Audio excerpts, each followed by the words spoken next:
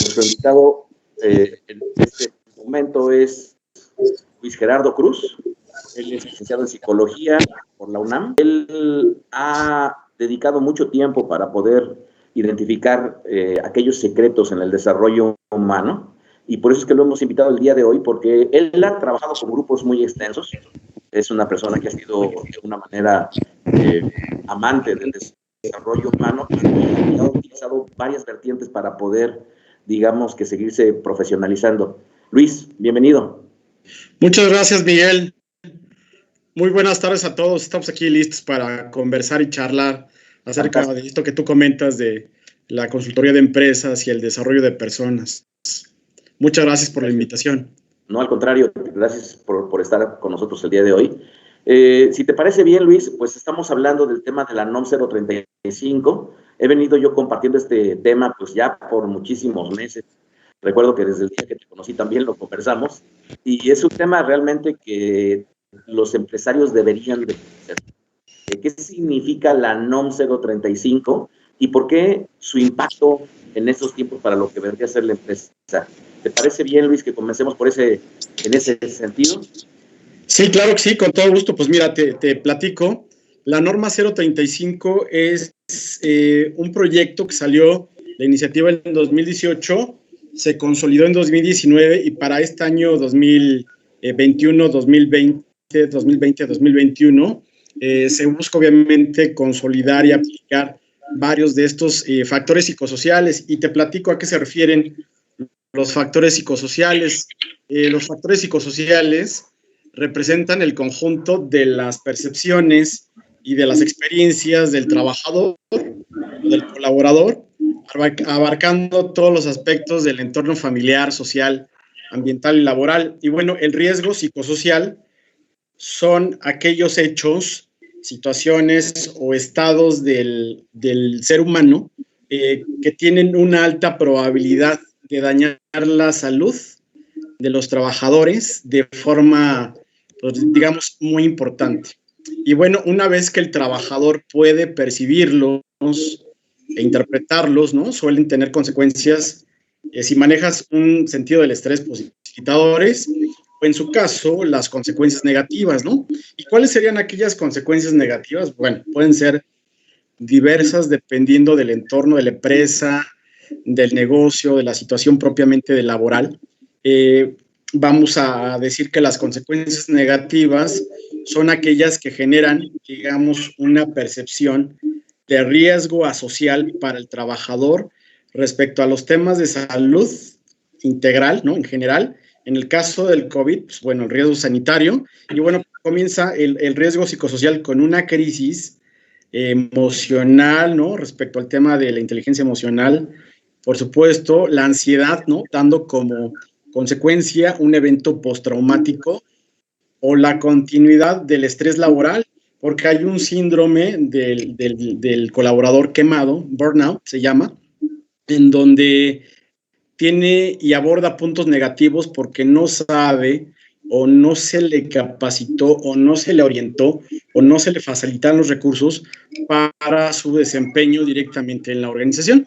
Y para concluir este punto que tú me acabas de comentar o preguntar propiamente, creo que se pueden intervenir, ¿no? Dentro de la organización, fuera del trabajo y dentro de este entorno personal, tres situaciones distintas. Una, podemos organizar las actividades de trabajo, por supuesto, de acuerdo a las exigencias del puesto, y aquellas relaciones interpersonales que hay directamente con tu medio ambiente, dentro de lo que es tu entorno organizacional o empresarial, y fuera de la organización, una vez que concluyes tu labor o cierras tu computadora, porque seguramente hay mucha gente que sigue trabajando por teletrabajo, a distancia, un home office, para poder administrar correctamente sus tiempos. Y bueno, ¿cuáles son aquellas características personales que te hacen de alguna forma motivarte o desmotivarte para cumplir directamente estos objetivos? Bueno, tiene que ver no solamente con aquellas características personales que tienen que ver con la personalidad, sino también con el estado de ánimo, ya lo mencionábamos, y el entorno familiar, que creo que afecta significativamente a las personas. Entonces, eso de manera general, particular, hablando de estas características, es lo que aborda la norma 035 en las empresas. Déjame dar un paso atrás y volvemos a la NOM 035.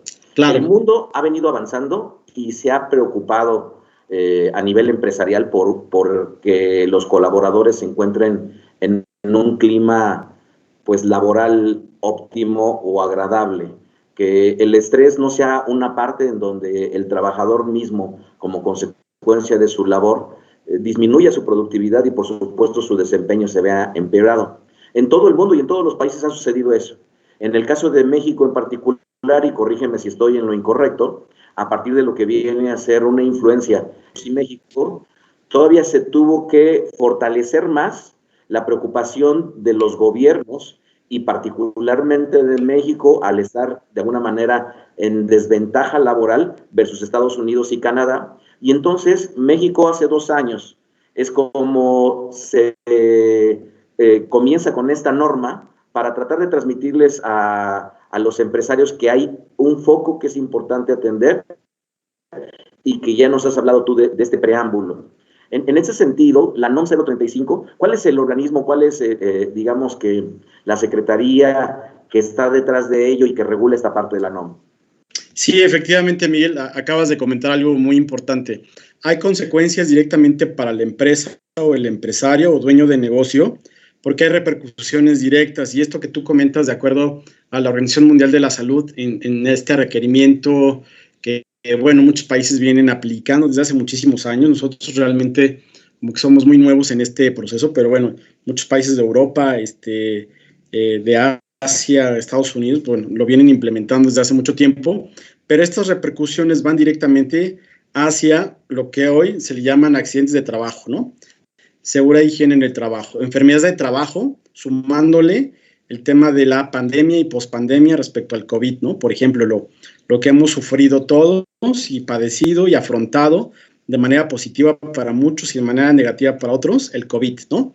El aumento de las primas de riesgo, ¿no? Respecto a los accidentes de trabajo, el ausentismo, la impuntualidad, el aumento de la rotación, la disminución del desempeño, la productividad, el aumento de costos, gastos de todo tipo.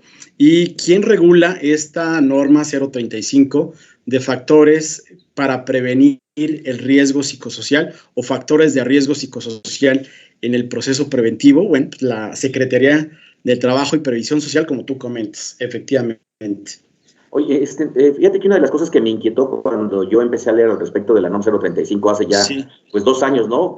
Más bien, hace 2 años comenzó, en este año tenía que ser una segunda etapa, según entiendo, y obviamente una consecución de lo que vendría a ser el seguimiento en las organizaciones al respecto del bienestar de sus colaboradores. Pero sacaron a colación un tema que a mí me inquietó y hablaba la norma al respecto del estrés. Y yo decía, ¿cómo hablar del estrés cuando hace falta una definición de ello?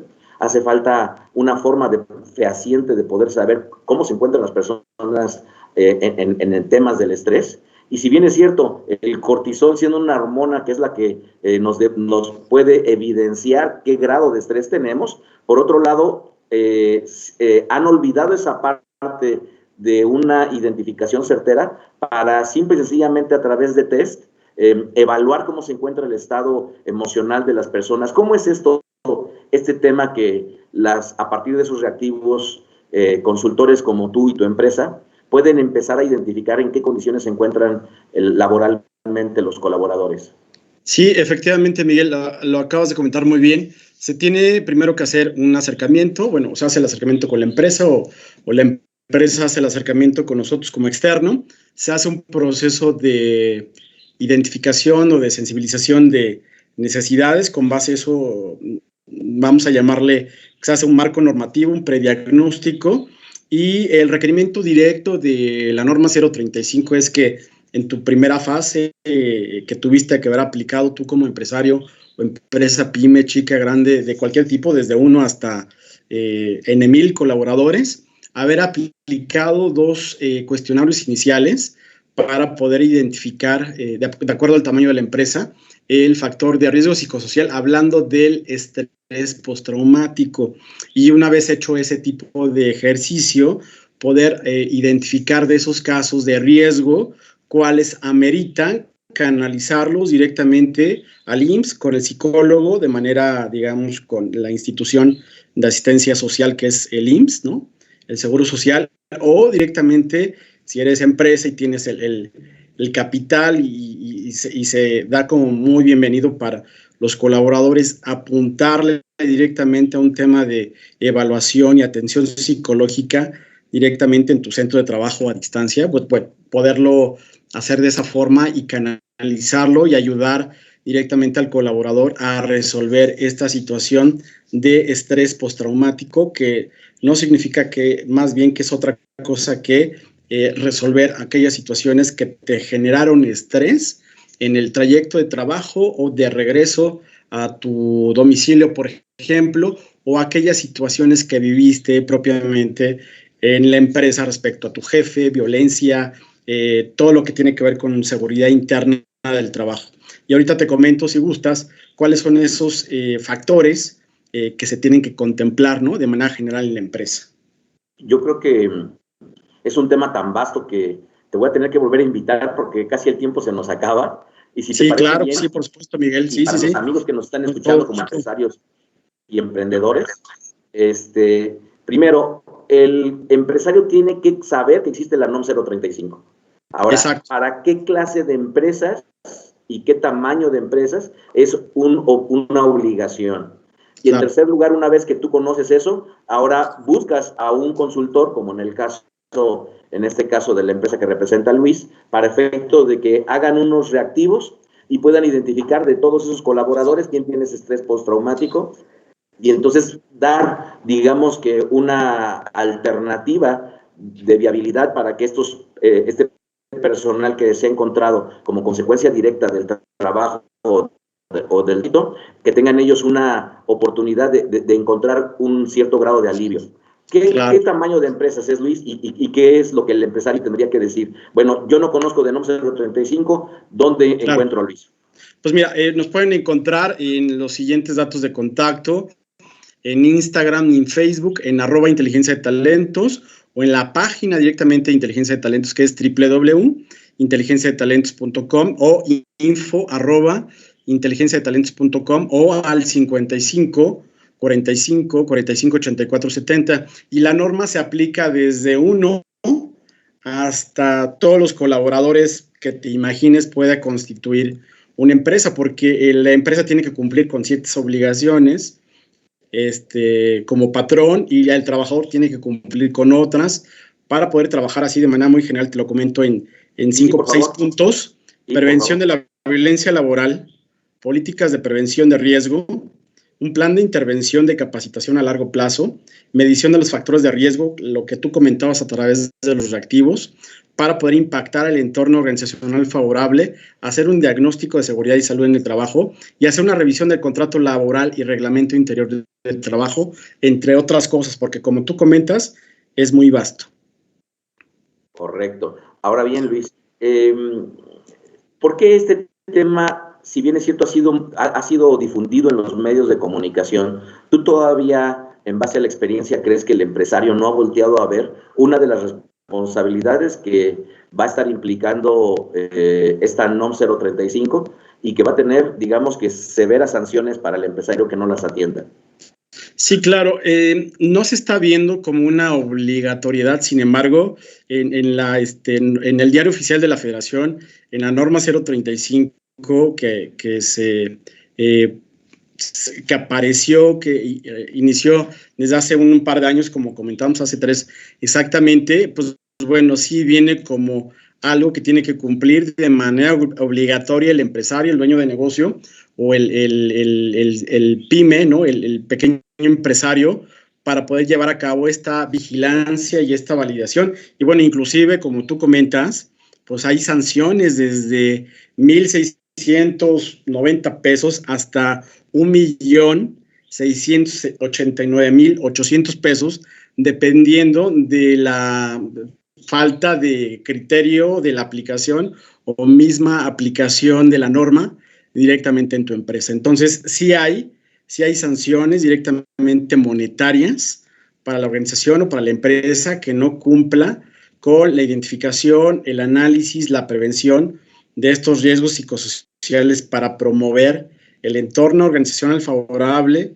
la prevención del mobbing o violencia laboral y acoso laboral, publicado en el Diario Oficial de la Federación, repito, el 23 de octubre de 2018 y que entró en vigor el 23 de octubre de 2019. Entonces, a partir del día de hoy, ¿no?, que es 16 de junio del 2021, ya tuviste que haber aplicado desde octubre del año pasado del 2020, que fue algo complejo por el tema de la pandemia, la fase 2, que tiene que ver con el entorno organizacional favorable, que de ahí se desligan más de un checklist de 35 puntos y obviamente acciones de control que tienen que ver precisamente para prevenir estos riesgos psicosociales en el trabajo, que no solamente es el estrés, es un conjunto de factores que afectan el desempeño laboral del trabajador.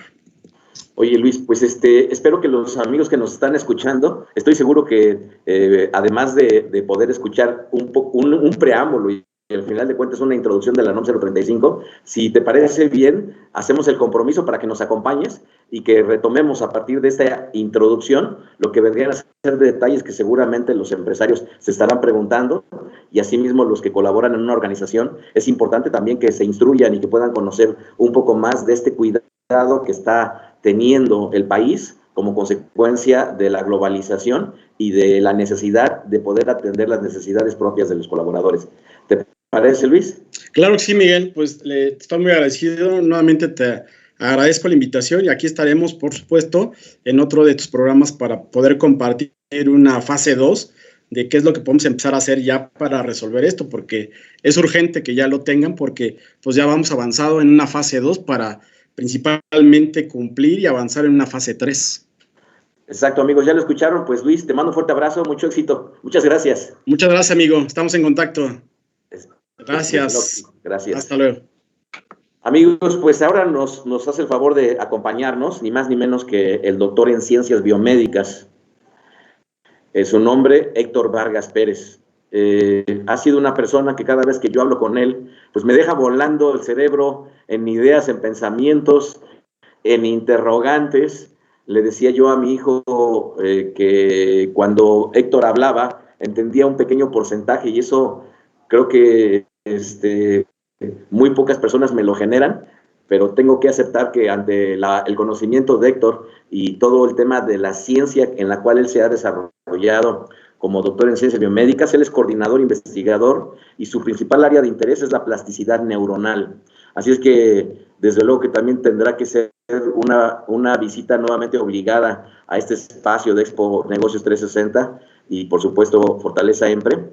Esta plasticidad neuronal, entonces, ha sido una de las áreas de interés, patologías y potencial y terapia, así como un desarrollo de proyectos dirigidos a implementar tratamientos para individuos con padecimientos asociados a la motivación aversiva, tales como depresión, ansiedad, adicción y estrés postraumático. Él es biólogo también egresado de la Facultad de Ciencias de la UNAM y realizó estudios de maestría y doctorado en el Instituto de Neurobiología de la misma institución. Ha realizado estancias de investigación en la Universidad de Louis Pasteur, en Estrasburgo, en Francia, la Universidad de Brigham Young University, en Utah, Estados Unidos, la Universidad de Toronto, en Canadá. Así es que le damos la bienvenida a Héctor Vargas, que creo que se acaba de desconectar su equipo, ya está por aquí. Pues Héctor, un placer que estés con nosotros compartiendo este momento. Muchas gracias por tu tiempo. Hola, muchas gracias, Miguel, por la invitación aquí a tu programa. Y muchas gracias a las personas que nos ven también. Excelente, entonces. Oye, pues platícanos un poquito. Yo sé que contigo podemos hablar de muchísimos temas y la gran variedad de temas en esta ocasión queremos, digamos que, acotarla a través de lo que hoy estamos escuchando frecuentemente a través de los medios de comunicación, que es la injerencia del cannabis en nuestra vida. Si te parece bien, dejamos para una segunda plática todo el tema de lo que las autoridades han podido hablar y lo que estamos escuchando todos en los medios. A mí me encantaría que nos platicaras, dado tu experiencia, un poquito de la historia del cannabis y la influencia que ha tenido en el ser humano y cómo es que todas las civilizaciones, creo que sin excepción, han buscado siempre un motivador que les genere tal vez alegría, que les genere un momento de solaz y esparcimiento. Y el cannabis no ha sido diferente, sin embargo, ha sido una planta que se ha estigmatizado, pero que tú, desde el punto de vista de la ciencia, has podido identificar enormes beneficios.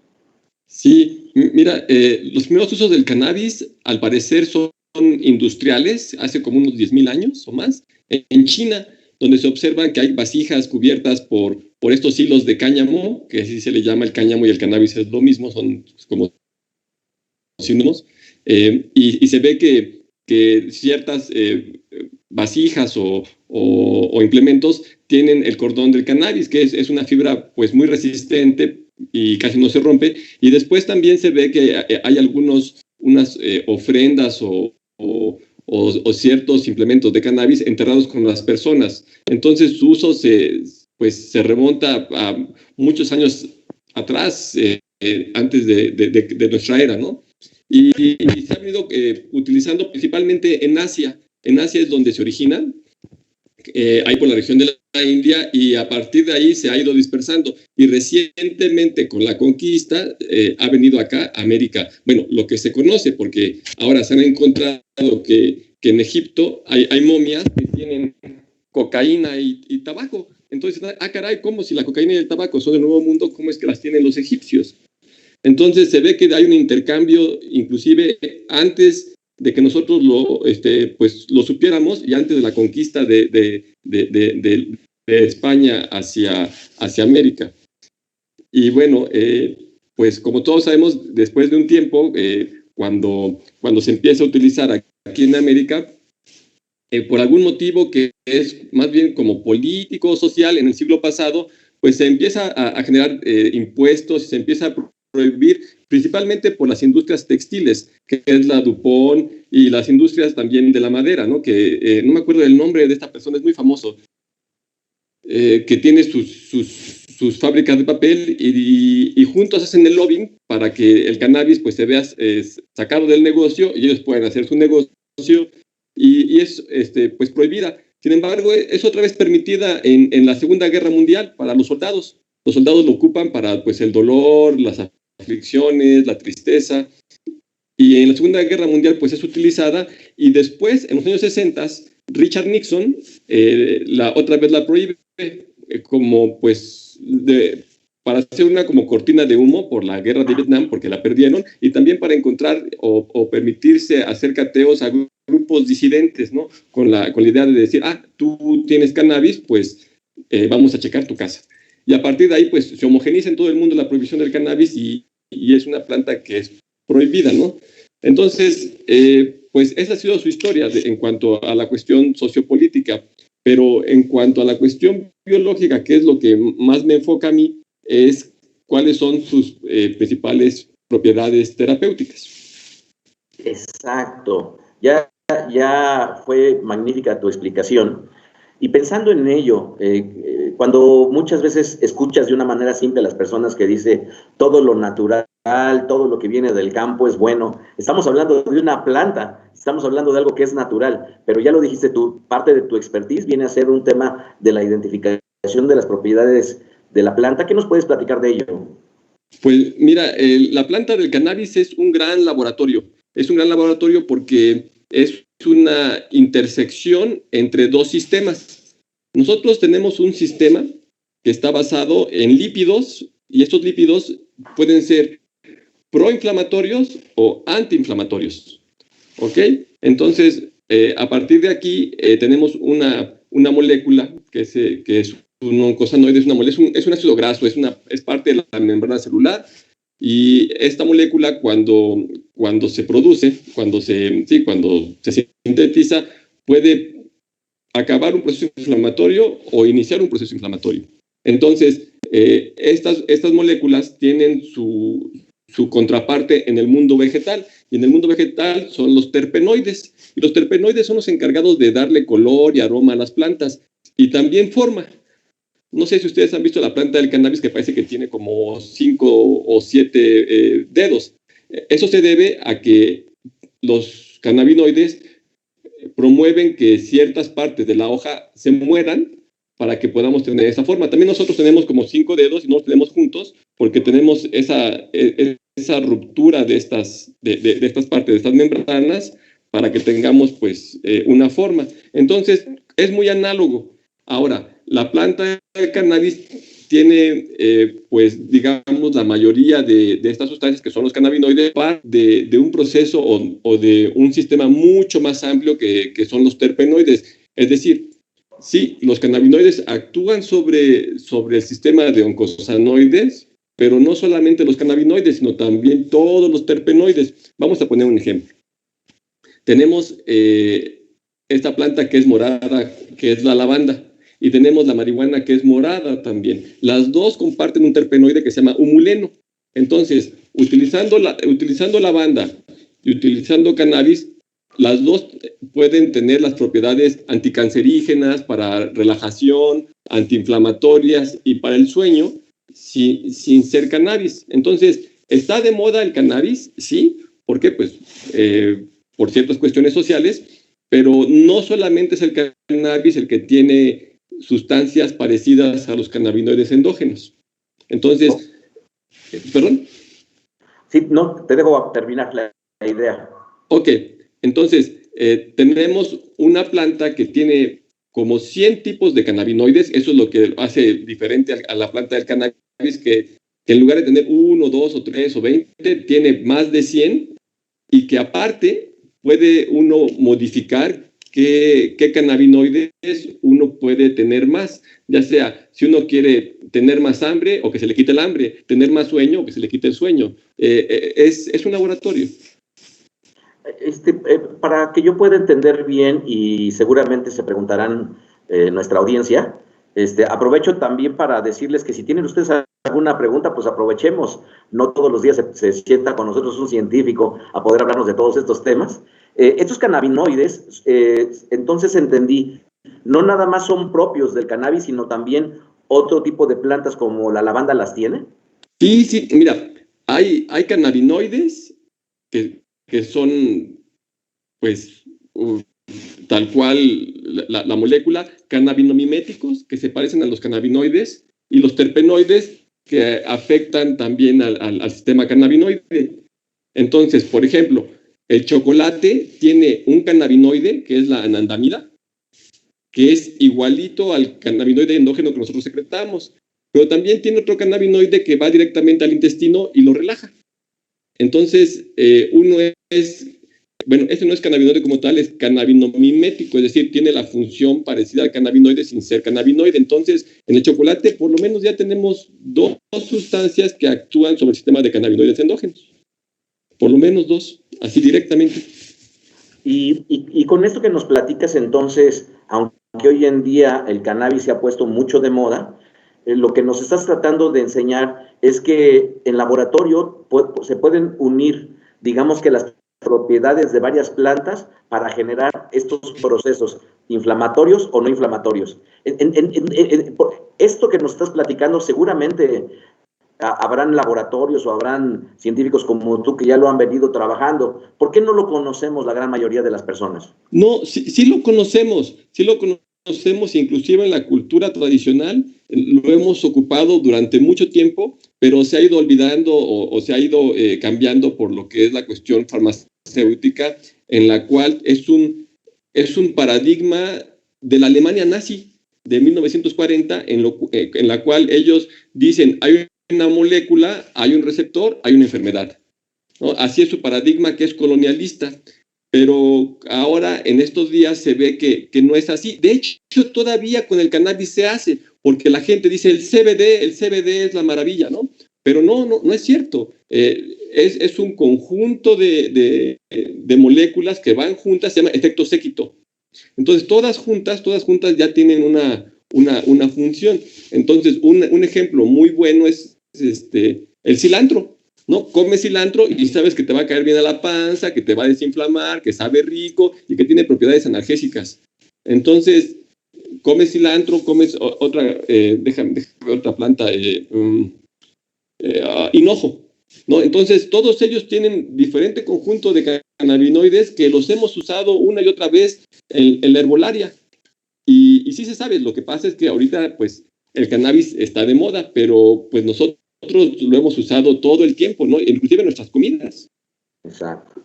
Oye, qué interesante. Pensando en el caso de hablar del cannabis y decir la parte del CBD es una parte, digamos que terapéutica o médica, y el THC es una parte, digamos que lúdica. ¿Eso es correcto decirlo? No, justamente es lo que quisiera yo transmitir, que para que el cannabis funcione bien, tiene que tener todos sus ingredientes, porque no solamente funciona a un nivel neuronal, es decir, regularmente o se piensa generalmente que la sinapsis o las células solamente tienen receptores afuera, pero también tienen receptores endógenos, nucleares, y todo el conjunto de lo que es la célula tiene todos los receptores. Entonces, si nosotros solamente ocupamos el CBD, estamos llegando a un nivel, pero los otros niveles no funcionan, de tal manera que el CBD por sí mismo solamente tiene una capacidad antiinflamatoria como del 5 al 10%, pero ya con los demás cannabinoides, entonces se incrementa de tal suerte que si tienes CBD más THC, entonces tienes un potencial terapéutico mucho más amplio. Lo único que hay que cuidar es la proporción, porque si tienes mucho THC y poco CBD, entonces es más psicotrópico, pero si lo tienes al revés, más CBD y THC, es más antiinflamatorio. Pero inclusive el CBD no es el mejor antiinflamatorio que tiene la planta del cannabis. Hay otros cannabinoides que son la base o son los papás y los abuelos de los cannabinoides que son CBD y THC, que son inclusive hasta más terapéuticos que los que pues nos están vendiendo ahorita. Entonces, sí, el CBD es bueno, pero le falta todo lo demás, pero el CBD no es el único y no es el mejor.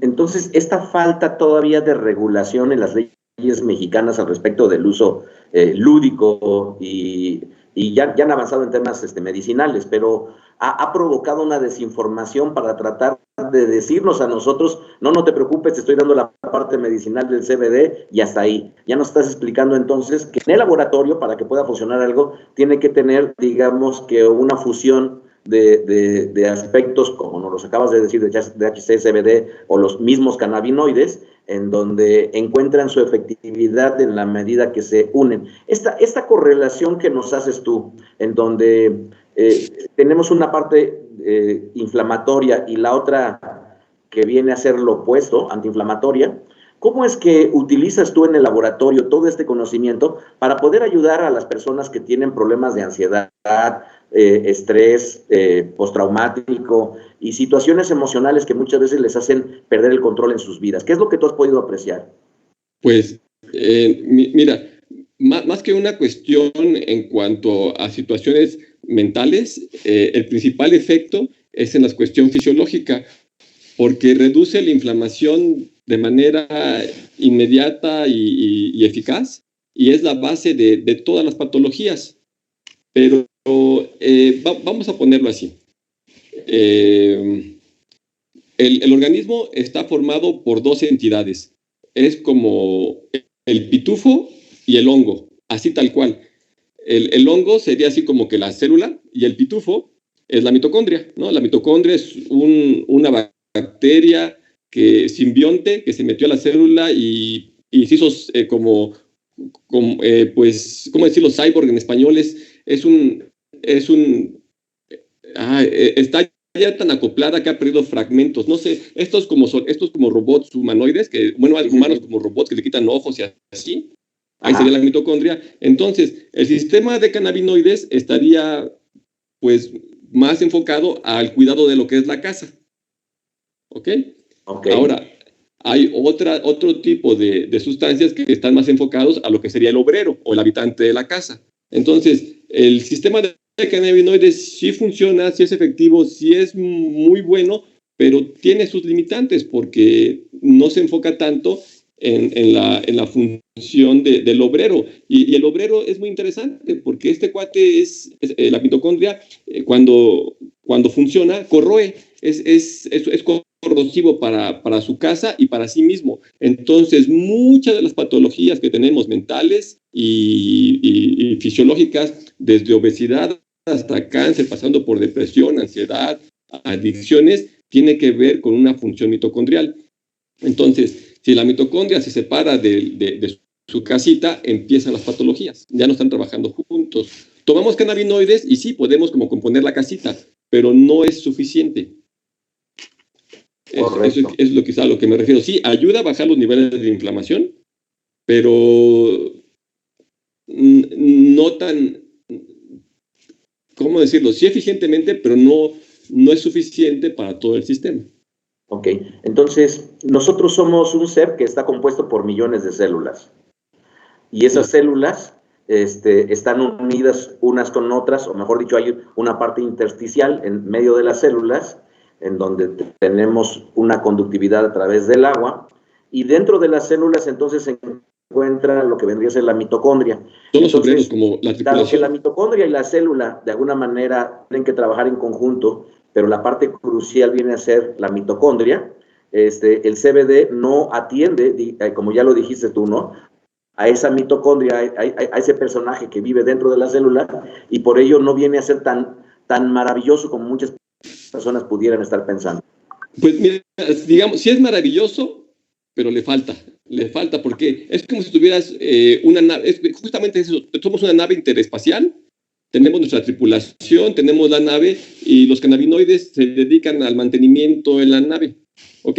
Si tú tienes a la población, a la tripulación enferma, enojada, triste, no importa cuán bonita tengas la nave, si la tripulación está mal, la nave no va a funcionar bien. Esa sería la analogía, más o menos. No, muy bonita. Oye, y antes de concluir, si me permites, Héctor, ¿qué ocurre, de qué manera para los que nos están viendo pudiéramos decir, de acuerdo a todo lo que tú has estudiado con tu equipo de científicos en los laboratorios de la UNAM y de todas las universidades que ya comenté yo al principio, si pudiéramos enumerar 3 o 4 de los principales factores en los cuales en laboratorio ustedes han podido constatar la eficacia de lo que vendría a ser el cannabis, ¿en dónde tú te enfocarías para que la audiencia pudiera comprender esta parte de una cultura que en la ciencia se tiene claro, pero que los que estamos afuera no necesariamente? Pues, mira, donde yo lo veo con más impacto podría ser en la cuestión de nutrición, porque el cannabis tiene, pues, bueno, déjame lo aterrizo un poquito más. Los cannabinoides, el sistema de cannabinoides no es un sistema normal de neurotransmisión, es un sistema que actúa rapidísimo, de inmediato, se puede producir en minutos o en segundos un cannabinoide. Nosotros tenemos, para producir una señalización, la producimos con vesículas, y esto se hace un neurotransmisor y salen a la sinapsis y se pegan, ¿no?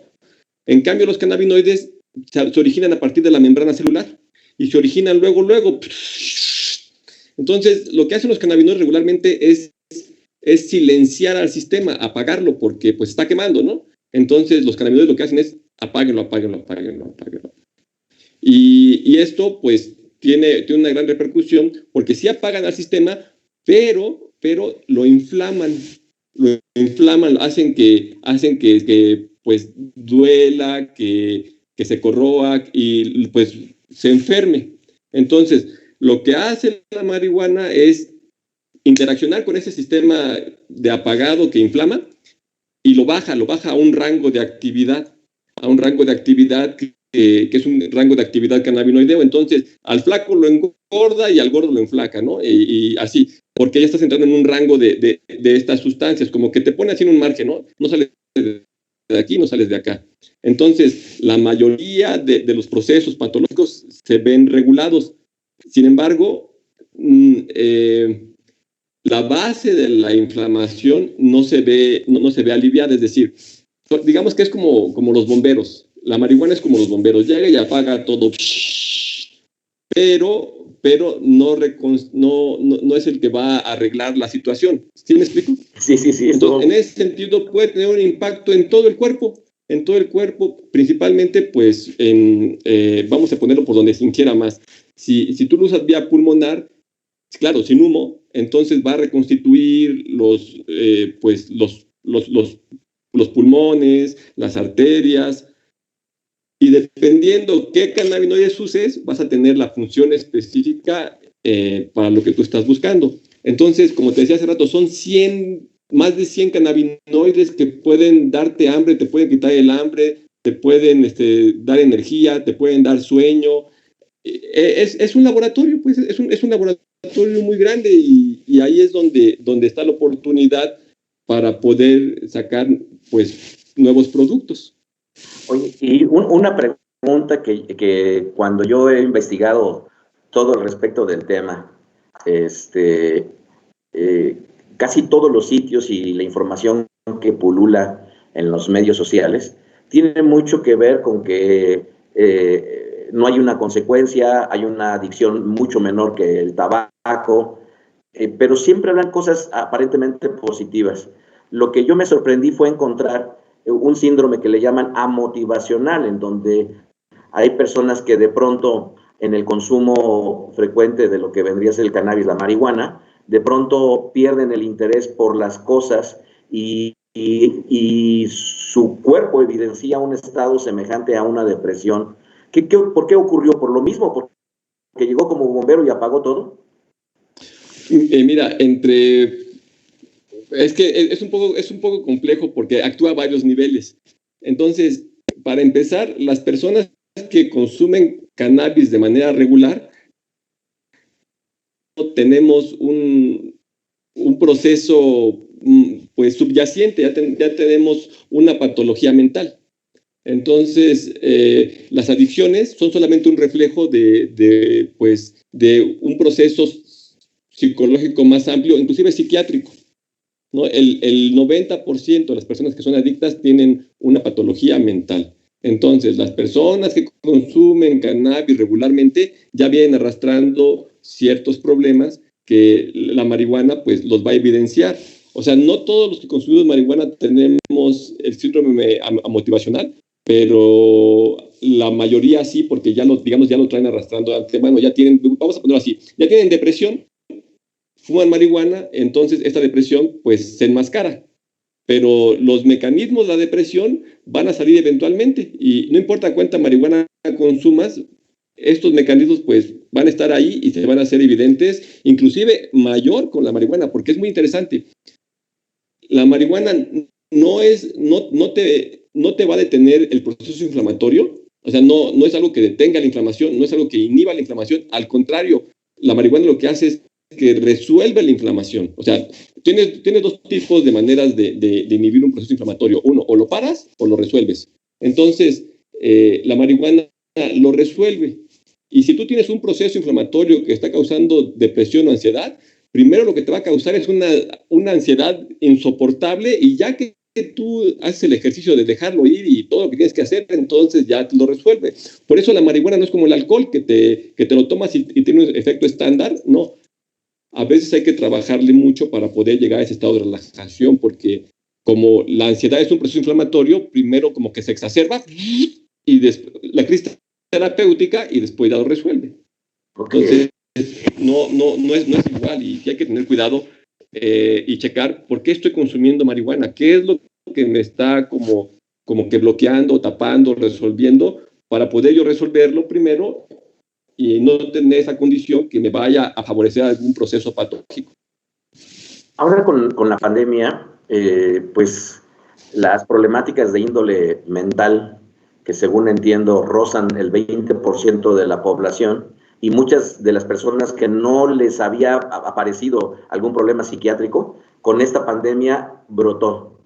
¿Tú crees, en base a lo que conoces, que es todavía mayor en la sociedad, que podríamos tener un grado de trastorno mental?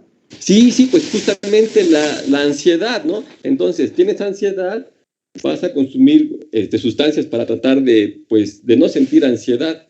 Y en el caso del cannabis, si tienes ansiedad, sí te la va a reducir, pero puede haber ocasiones en que primero te la exacerbe y te la acelere y dices, no, que esto pues me produce más ansiedad. pues se puede evidenciar pues más trastornos. Entonces sí hay que tener mucho cuidado en su utilización. Correcto. Oye, entiendo que tienes tú varias conferencias en YouTube, todo tu trabajo a nivel científico. ¿En dónde lo podríamos buscar? ¿En dónde podríamos rastrear lo que tú has encontrado en las investigaciones? Pues mira, ahorita estoy tratando de armar la página en Facebook. Yo creo que voy a poner ahí la información. Es @, Sofrosin, así como suena, SOFRIN, Sofrosin, como suena, Sofrosin, que es una de las gracias que quiere decir sobrietas. Entonces, @Sofrosin, las dos con S, y ahí viene la información, viene mi contacto, y pues damos servicio de asesoría justamente en neurociencias.